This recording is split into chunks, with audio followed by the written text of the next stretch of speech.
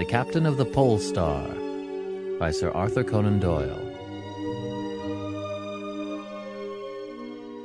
September 11th.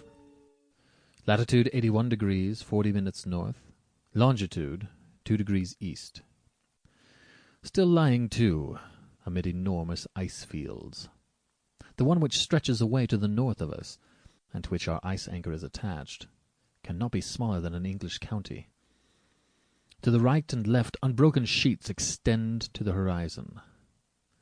This morning the mate reported that there were signs of pack ice to the southward. Should this form of sufficient thickness to bar our return, we shall be in a position of danger, as the food, I hear, is already running somewhat short. It is late in the season, and the nights are beginning to reappear. This morning I saw a star twinkling just over the foreyard, the first since the beginning of May. There is considerable discontent among the crew, many of whom are anxious to get back home and to be in time for the herring season, when labour always commands a high price upon the Scotch coast.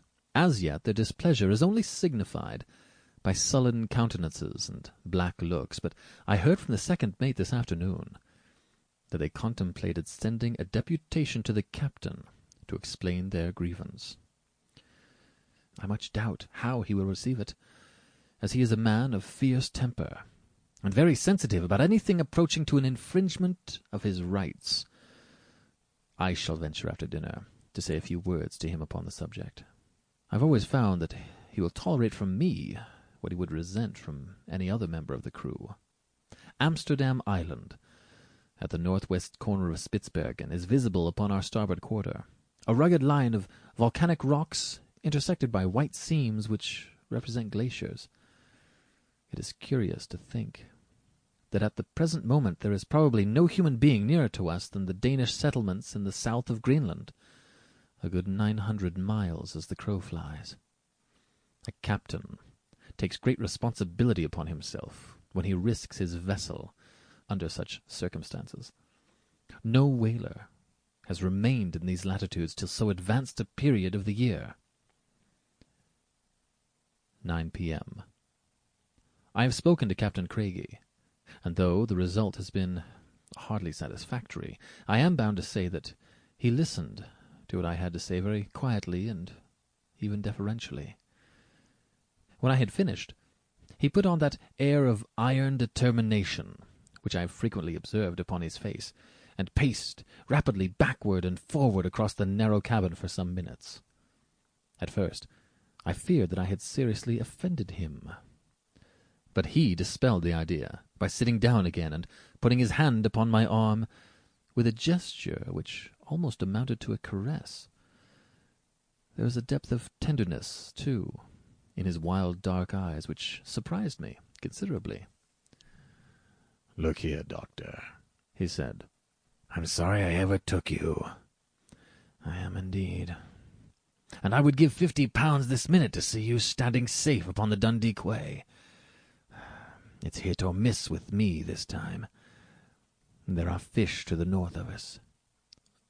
"How dare you shake your head, sir, when I tell you I saw them blowing from the masthead?" This in a sudden burst of fury, though I was not conscious of having shown any signs of doubt. 22 feet in as many minutes as I am a living man, and not one under 10 feet. Now, Doctor, do you think I can leave the country where there is only one infernal strip of ice between me and my fortune? If it came on to blow from the north tomorrow, we could fill the ship and be away before the frost could catch us.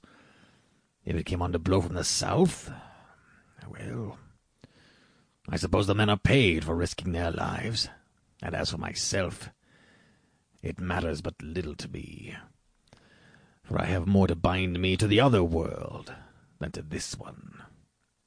I confess that I am sorry for you, though. I wish I had old Angus Tate, who was with me last voyage, for he was a man that would never be missed, and you said once that you were engaged, did you not?" "Yes," I answered, snapping the spring of the locket which hung from my watch-chain, and holding up the little vignette of Flora. "Curse you!" Sample complete. Ready to continue?